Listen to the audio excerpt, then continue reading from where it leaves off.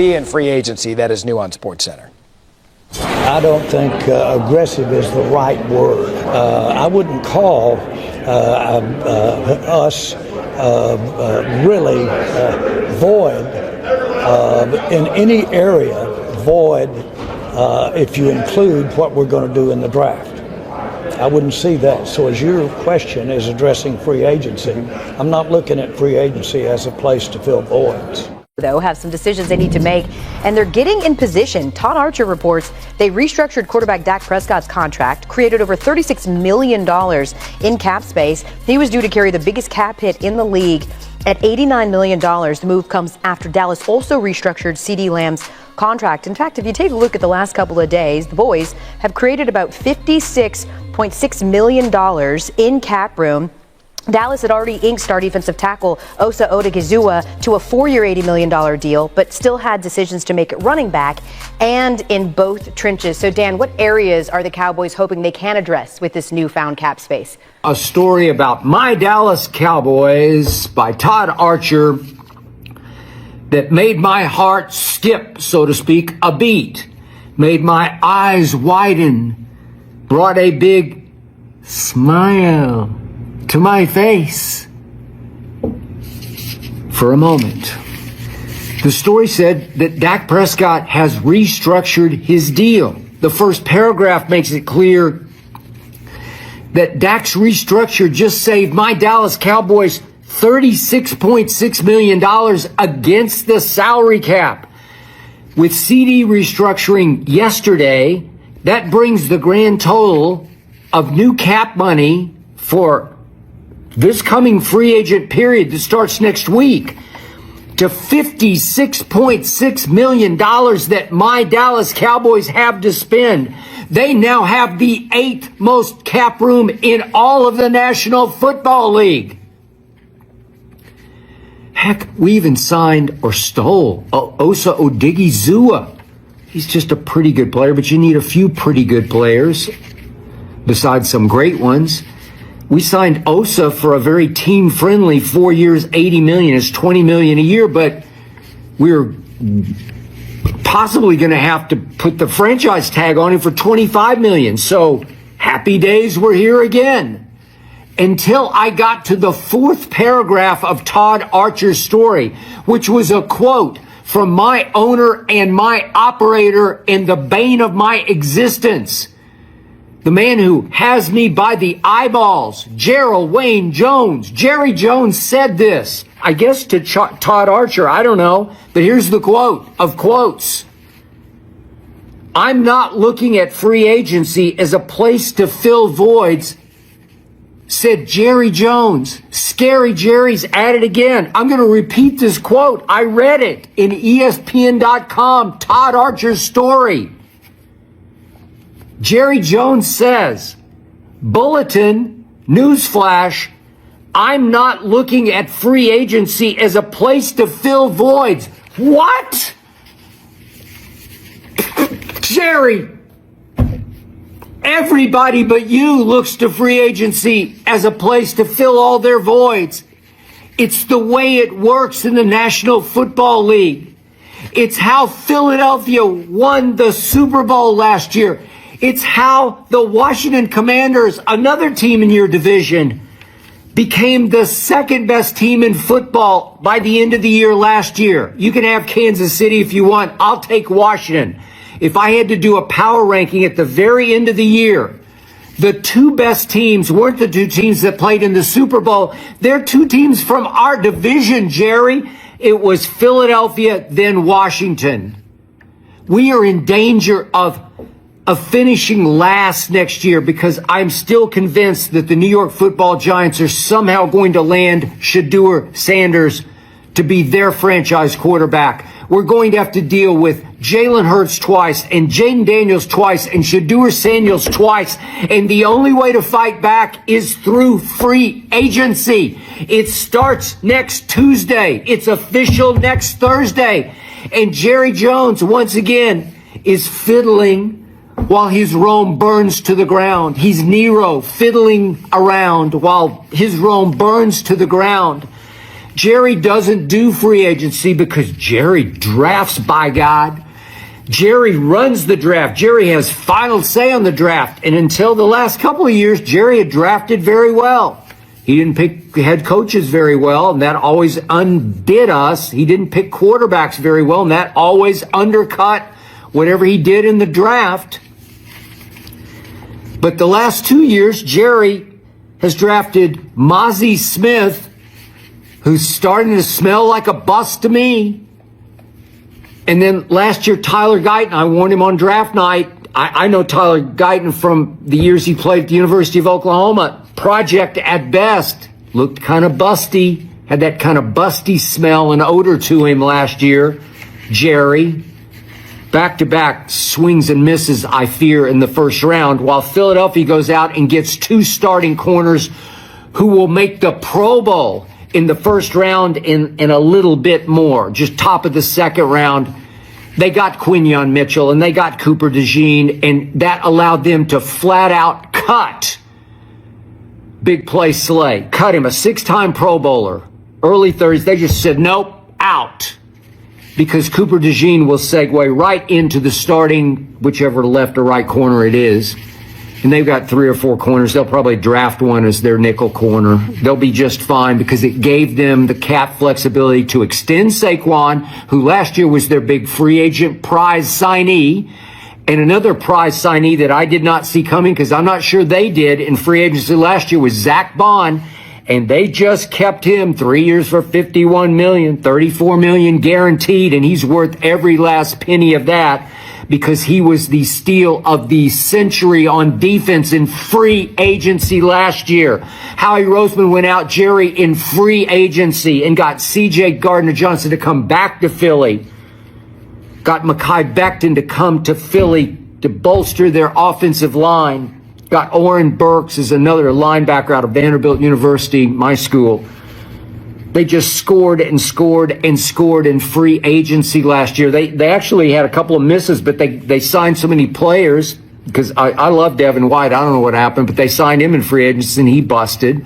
But it didn't matter because they hit on so many. It was almost like the Herschel Walker draft picks that we had once upon a time where, yeah, we hit on Emmett and Darren Woodson, a couple more, but we swung and missed on several others. It didn't matter. We had a plethora. We had a king's ransom of draft picks. We don't have those anymore, Jerry. You know it and I know it. You have to go out in free agency with your 56.6 extra free agent dollars, and you have to plunge. But you made it clear in this story by Todd Archer on ESPN.com, you don't play that game. Nope, you said, we don't do free agency. We do the draft, and then we re-sign our homegrowns. The players that we drafted as they come due for their second, third contracts, we sign them. We drafted Dak Prescott, by God, even though he's a mediocre quarterback who's 2-5 in the postseason and will never, ever get us to even an NFC championship game. You know it and I know it, Jerry, but you drafted him. You stole him in the 4th round. You signed off on that, Jerry Jones, so you're going to keep your own. You've kept Dak through 2 big new contracts. You made him the highest paid player in football because you're proud because you guys drafted him. So now you're going to keep your own. You're going to sign Micah Parsons, make him the highest paid defensive player ever. That won't happen until you make him hold out and miss training camp. He'll be back for game 1. Then he'll struggle through the first month of the season because he's not in shape. He's not in rhythm. He's not in sync. But he got his money. He got paid. And you're going to keep your homegrowns. You're going to keep Jordan Lewis. I like Jordan Lewis. He won't cost too much. He's a $2 or $3 million player. But he was a 3rd-round pick in 2017. Osa was obviously a 3rd-round pick in 2021. Homegrown. DeMarcus Lawrence. I don't even know. He's on his last legs, but he's one of yours. He's a former 2nd-round pick out of Boise. Cost you $12 million maybe next year, $14 million. You're going to keep him. You're going to keep one of your quarterbacks, probably your homegrown, Cooper Rush, even though you didn't really draft him, but you did sign him and you did grow him. I assume Cooper Rush is going to come in $5, $6, $7 million on the open market. I do still like Trey Lance. I don't know if you're able to keep him. He's going to get some money out there on the open market somewhere. from somebody, but Eric Kendricks, you feel like that was your only free agent that you signed last year for like $2 million, bargain basement, and he had a pretty good year. So you'll probably say, well, we knew last year he could really play, and so we're going to sign him. We're going to re-sign old Eric, what's his name? Eric Kendrick? No, Kendricks. Oh, that kid. Yeah, we're going to sign him for $7-8 million. Brandon Cook's not a homegrown, but again, you've had success. Dak likes him. He's a leader in your locker room for what that's worth, because I don't think you have any rudder or leader in the locker room. He's going to be 32 in September. He'll cost you $5 million. And then Rico Dowdle, you didn't draft him, but you grew him. You raised him.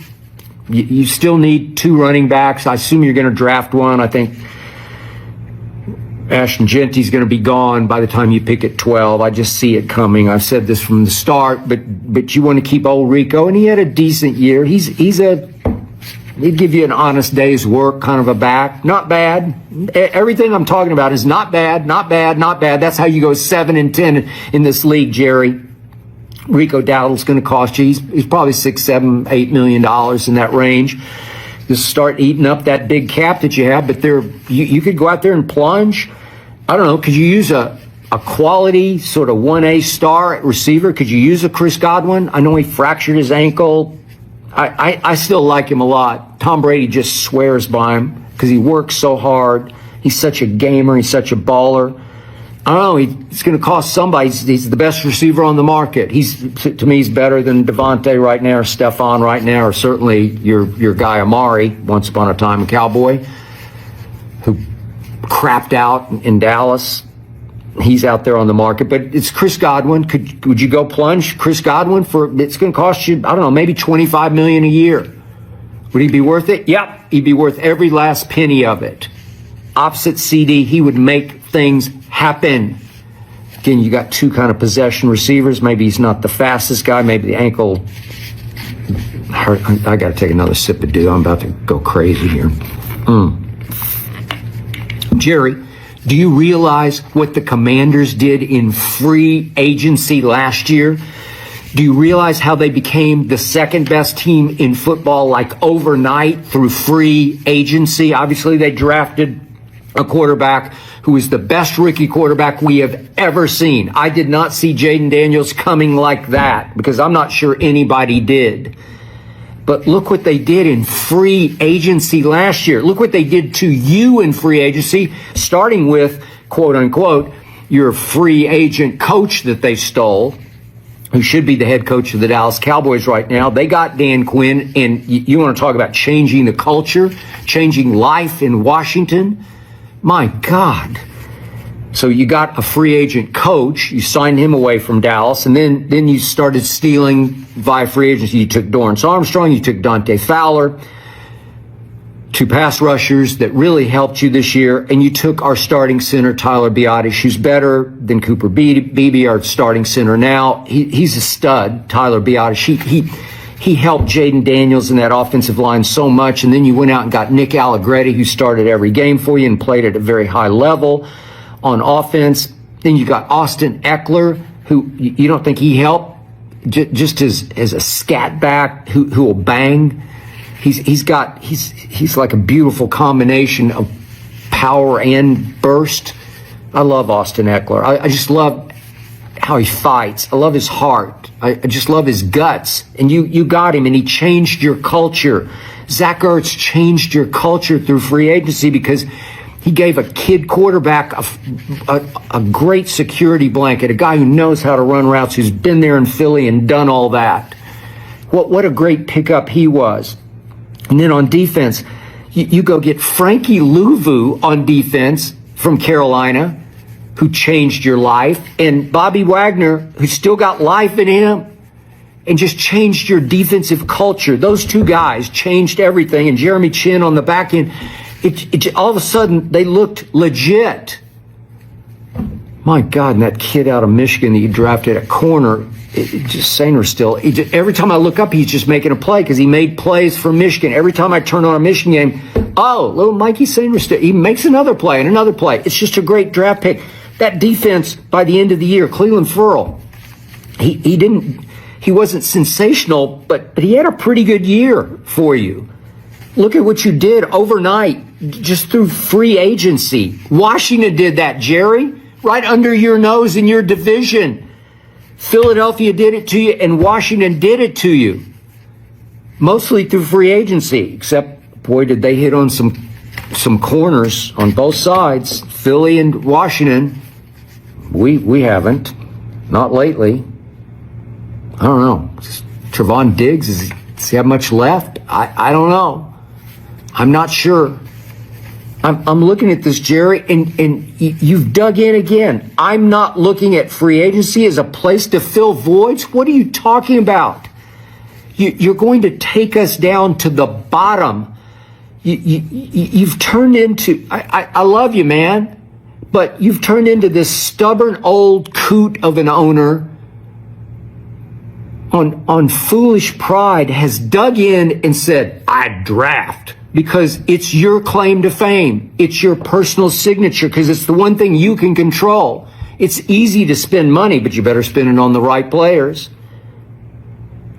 But you just want to go out and draft because that's been your claim. That's been, and you drafted, you had about a 10-year stretch there until 2 years ago when you drafted very well, but you're signing off, certainly on the top couple, 3 rounds. You're signing off. You have veto power. I don't think you know anything about what's going on until the night of the draft, and you're being whispered into this ear and that ear till you say, well, let's take him. But I think you signed off on CeeDee Lamb, and that was a great pick. I pushed for it before the draft, and I stood up and gave you a standing ovation during the draft that night. But Jerry, you can only draft so much, and at some point, it's like the great Gil Brandt. He made Tom Landry, then he broke Tom Landry through the draft because Tom didn't have any interest in trying to contribute to the draft. He let Gil do everything, and through the 60s and 70s, Gil just out-hustled, outworked everybody. Too many teams were, the 60s and 70s, were drafting out of Street and Smith. And Gil was way ahead of the market on all the draft picks until they caught up in the 80s, and then Gil tried to reach farther and farther. You've turned into Gil Brandt, Jerry, because Gil kept reaching farther and farther. Start looking at those draft picks in the 80s, the Howard Richards. What was the kid, Hill, out of Kentucky, Eastern Kentucky, wherever, Rod Hill. I once wrote a column about him, how the other DBs just didn't have much respect for him. He was a swing and a miss. There were just too many busts in there. Billy Cannon Jr. It was just like Gil's reaching and reaching to sort of polish his genius. Watch this. I got another diamond in the rough. I know one laying in the weeds out there, over there in Kentucky, somewhere in Western Kentucky, Rod Hill. Nope. And Tom Landry rose and his Rome fell. And that's what's happened to you, Jerry. So now you're the draft master and you're reaching farther and farther for this and that. And Jerry, you can't win this way. If you ignore free agency, it will bite you in the butt. Those who don't study free agent history are doomed to repeat free agent history, and that is you. And Jerry, we in Cowboy Nation are stuck with you, and I'm smelling another set.